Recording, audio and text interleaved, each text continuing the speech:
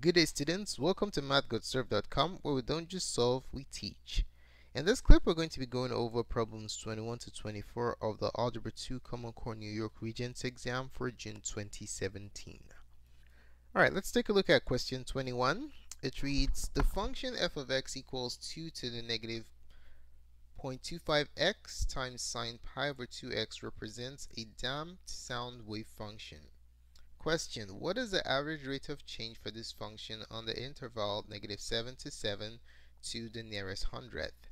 Okay, so to get started, let's go ahead and write down what the formula for computing the rate of change of a function is over an interval. So formula for average rate of change.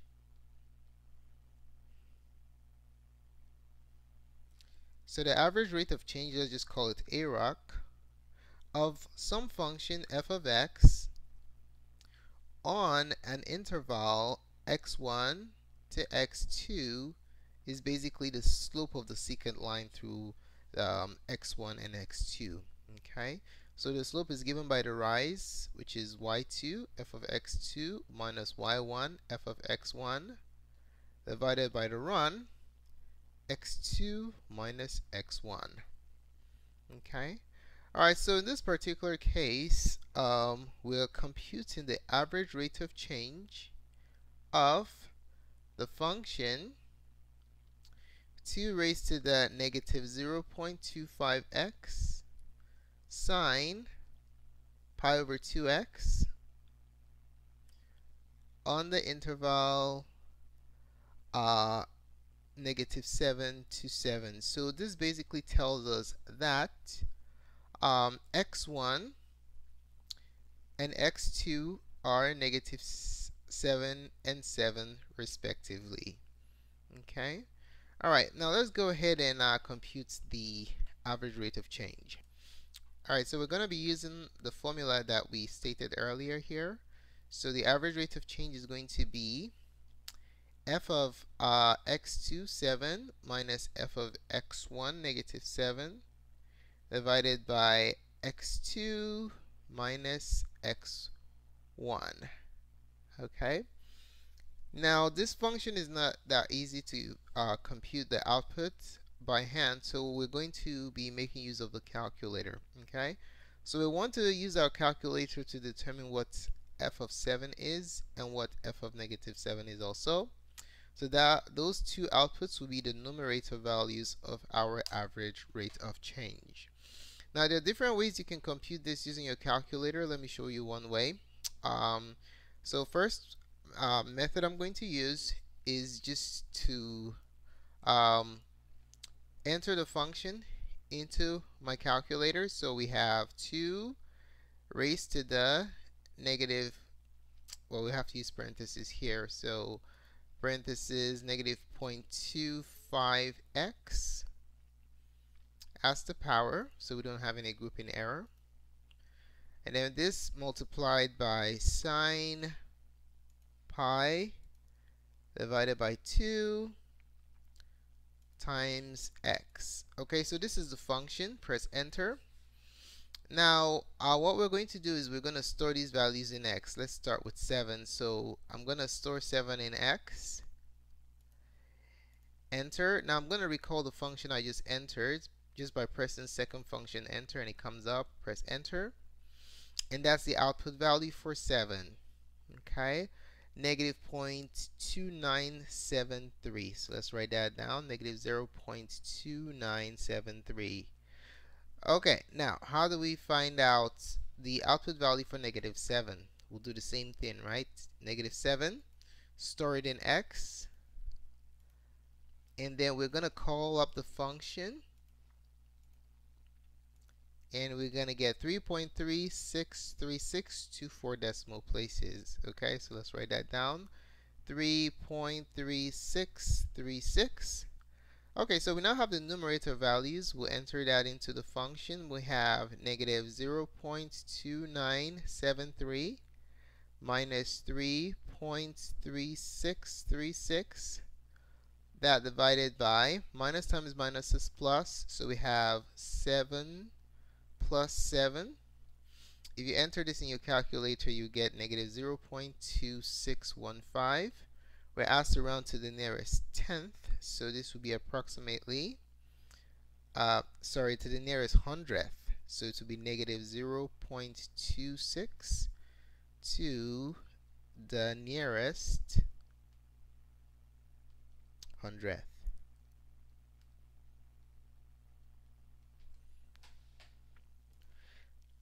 All right, let's take a look at question 22. It reads, Mallory wants to buy a new window air conditioning unit. The cost for the unit is $329.99. If she plans to run the unit 3 months out of the year for an annual operating cost of $108.78, which function models the cost per year over the lifetime of the unit, C of n, in terms of the number of years n that she owns the air conditioner? Okay, so let's get started by writing down the formula to help us compute the cost per year of operating a device over its lifetime, and then we'll take a look at the total cost over the lifetime. Okay, so let's write down some formulas. First one is the cost per year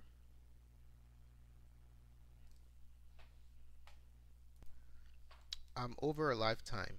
Okay, over a lifetime. So the cost per year over a lifetime is basically the total cost, in this case operating cost, over the lifetime. That will be divided by the length of the lifetime, however long you operate the device for. Okay, length of the lifetime of the device. In this case, we have an air conditioning unit.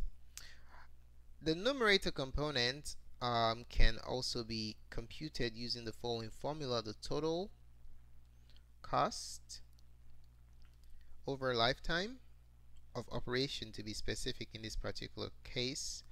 The total cost over the lifetime is going to be the base cost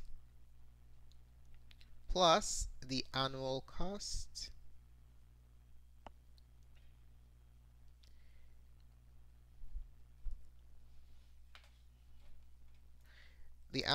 multiplied by the length of the lifetime in years. Okay, multiplied by the length of the lifetime. Alright, so these are the two formulas that we're going to be using to compute the cost per year of operating this particular air conditioning unit. Okay, let's start by writing down what the length of the lifetime is. That is our independent variable. That's what the entire function is dependent on. So the length of the lifetime is basically n years. Okay. Next thing we need to know is the base cost of operating the air conditioning unit. So the base cost is given by $329.99. Now, next thing is the numerator, the total cost over the lifetime. So total cost of operating, or total cost of operation over the lifetime. To be specific here, we are looking at over n years. That's the lifetime for this particular case. Okay, so that's going to be the base cost plus the annual cost. Annual cost will be multiplied by the number of years that we are operating the air conditioner, which is n. Okay, so if we input the information from above into this equation, we're going to have the base cost of $329.99 plus the annual cost, which is $108.78 multiplied by n. Okay, so with this information we can compute the cost per year over n years. That is given by, as indicated in the problem, the function c of n. So c of n is equal to the total costs over the lifetime, which is 329.99 plus 108.78 times n. This will be divided by the length of the lifetime, which is n years. Okay? So this function basically helps us to compute the cost per year of operating that air conditioning unit with the specified information above. Answer to number 22 is option number 3.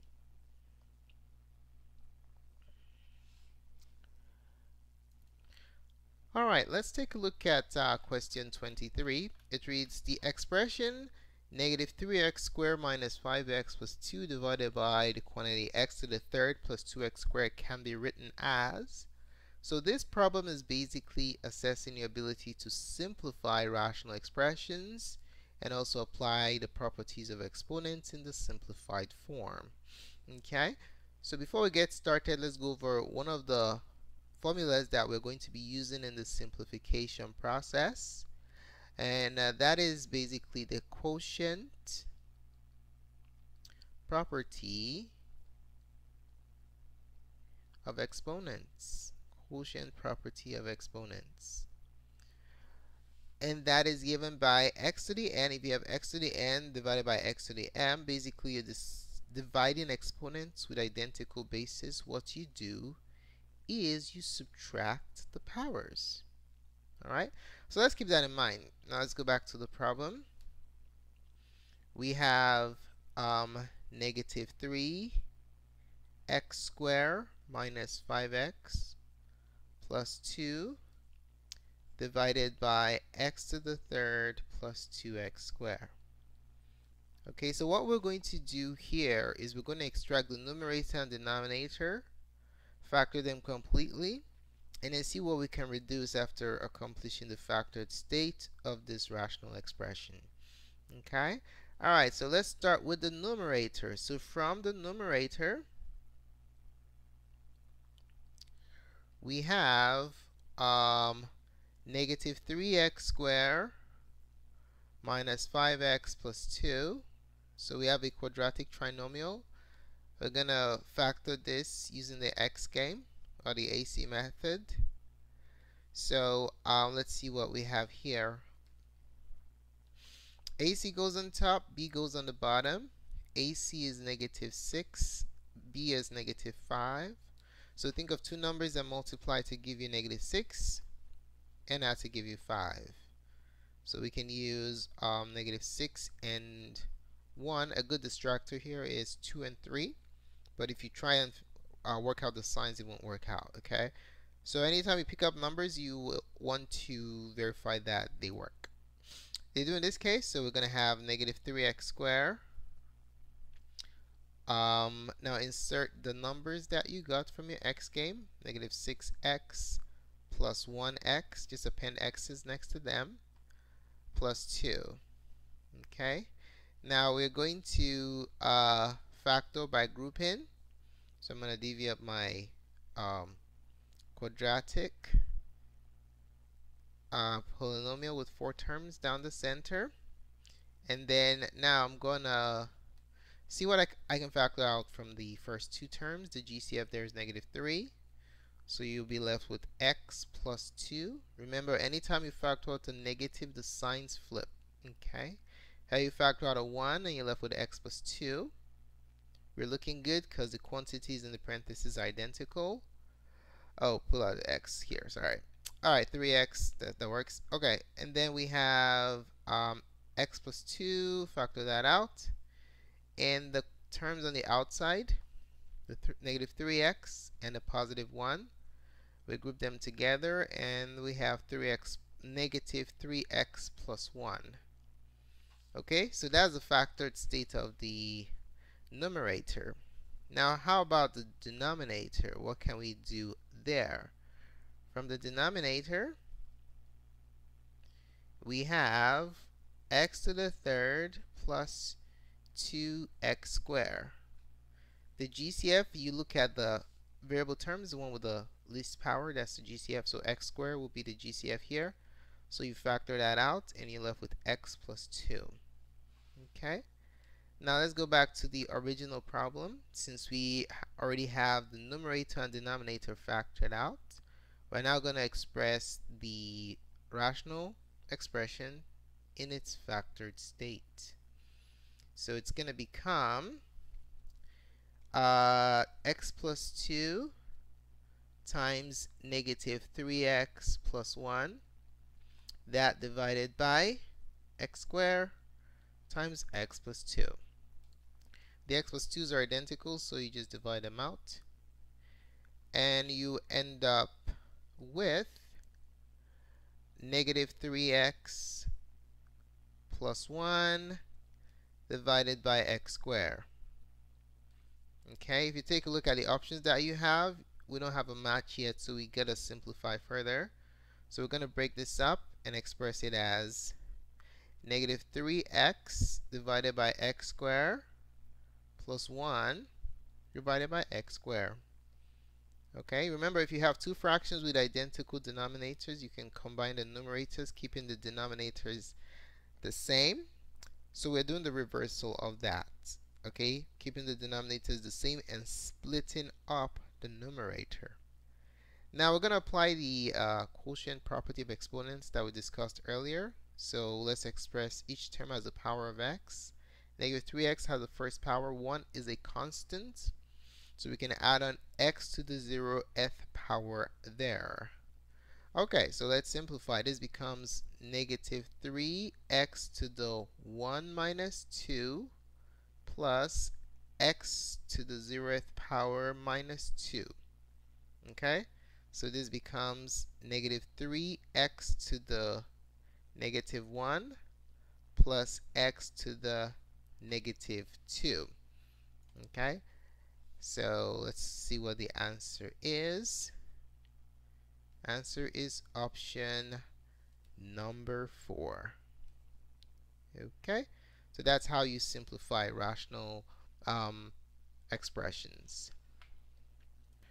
Alright, let's take a look at question number 24. It reads, Jasmine decided to put $100 in a savings account each month. The account pays 3% annual interest compounded monthly. Question, how much money S will Jasmine have after 1 year? Okay, so we're looking at a compounded growth situation where contributions are being made. Alright, so let's start out by writing down the formula for compound interest. This is not just our typical compound interest scenario, it's where the interest are compounded n times within a year, but we have contributions being made. Okay, so each month Jasmine puts in $100.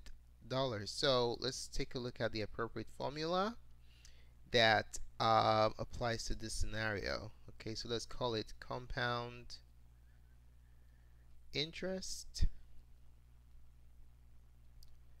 with contributions. Okay, all right, so what we are looking at is what the final amount is after a period of t years. Okay, so the final amount as a function of t years is basically the compounded growth of the principal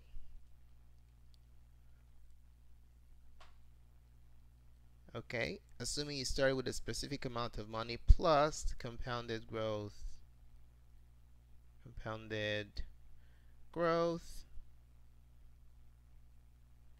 of your contributions. So your contributions are growing, and your original principal that you started with is growing also. Okay. Now there are two ways that we can express this, two formats for the formula. They're exactly the same. Let's take a look at the first form, which is the simplified form. Form 1. Form 1 is given by a of t, that's the amount, final amount, is equal to the compounded growth of the principal is basically p times 1 plus the rate over number of times compounded per year raised to the number of times compounded a year times t. So let's say you just put a particular amount of money in a savings account without making any contributions, and it's compounded, the interest is compounded n times per year. This formula will suffice. Okay, but we have contributions being made, so we have to compensate for that too. So that is given by the payments PMT times 1 plus the rate over number of times compounded per year raised to the number of times compounded per year times t minus the payment. Okay, that value is divided by the rate divided by the number of times compounded per year. Okay, so this is one form for computing the amount that you have over t years. Let's take a look at another form. It's the same thing, but it's not as simplified as form 1. Okay, take a look at form 2. This is the one that we'll be using for this particular problem, because upon substitution it arrives at a state that's consistent with the options provided. Okay, so the compounded growth of the principal component remains the same. We're just going to alter the second part slightly. Okay, now this can be also written as the payment every month minus the payment times 1 plus r over n to the nt. So you notice we switch the order of the difference in the numerator. Anytime you switch the order of a difference, you introduce a negative. Okay, so what's going to happen, check out what happens in the denominator. We have 1, and that minus to compensate for the reversal, 1 plus r over n. Okay, so these two formulas are exactly the same thing. We're going to be using form 2 to solve this problem. Okay, alright, but if you work it out completely, you should get the same answer regardless of the form that you use. In Jasmine's particular case, let's go ahead and specify what the variables are. So in Jasmine's case, the principal is how much she started with. How much does Jasmine start with? How much did she put down? Her principal value P0, okay? What's her interest rate? Her interest rate is the R value. Now you want to be careful here. The interest rate is 3% and it has to be expressed in decimal format, which is 0.03. You accomplish this by dividing the percent value by 100 or moving the decimal point 2 places to the left. She's making contributions, so what are her payments or contributions? That's given by PMT, and in this particular case she contributes $100 every month. Now how many times is her interest compounded?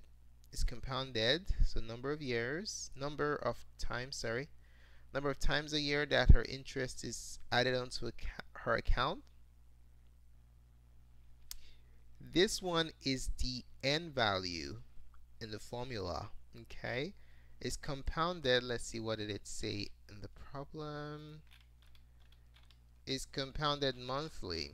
Okay, so how many months are there in a year? There are 12 months in a year, so 12 is what n is. Okay, and then in this particular problem, we want to figure out how much she has after 1 year. So that tells us that the time, which is the t component, is simply 1. So what we're looking for in this problem is what a of 1 is, amount after 1 year. Okay, so let's go ahead and plug in all these values into the formula. So we have the principal, $0 times 1 plus r, 0.03 over n, 12, raised to the 12 times 1, that's nt, This is the growth in the principal over the first year. Since she didn't put any money down, she didn't have any principal that she started with, so nothing grows. Okay, we're just focusing on the growth of her contributions. You see the zero that we're multiplying this by will basically nullify this entire expression. Okay, all that will be left will be the right side, which is the growth of the contributions. So we're going to be using form 2 as indicated earlier. So we have the payment, which is 100 minus the payment times 1 plus the rate, 0.03 over 12 raised to the nt, 12 times 1. Okay, and that will be divided by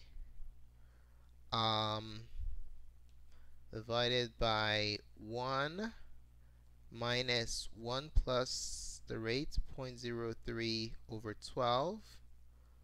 Okay, so if you take a look at the options provided here, the problem is not evaluated completely. It's like a partial solve. So what we're going to do is evaluate what this quantity in the parentheses is and then plug it into the formula, and that should give us our final results. Okay, so the question is, what is 1 plus the growth rate 0.03 divided by the number of times is compounded per year, which is 12? You get 1.0025. Okay, so this problem becomes 0 plus 100 minus this quantity in the parentheses is 1.0025 nt as 12, and then we divide that by 1 minus, this is the same expression in the parentheses, 1.0025. Okay, we don't want to go too far now or else we're going to miss our option value for the correct answer. 1.0025 raised to the 12th power divided by 1 minus 1.0025. Okay, we're going to stop here because we want to make sure we have a match. And as you can see, the correct answer is option number 2. Okay, so that's the final amount of money that Jasmine is going to have. If you want to find the exact numerical figure, just simply plug it into your calculator and you will get what the final answer is. Thanks so much for taking the time to watch this presentation. I really appreciate it. If you found the contents of this tutorial helpful in your studies of in the preparation for the Algebra 2 Common Core Regents exam, do give us a thumbs up. Your positive feedback is very valuable to us. If you have any questions or comments, just place it in the comment section below and we'll be more than glad to support you. Don't forget to subscribe to our channel for updates to other cool tutorials such as this. More clips can be found on math.serve.com under test prep. Thanks again for watching and have a wonderful day. Goodbye.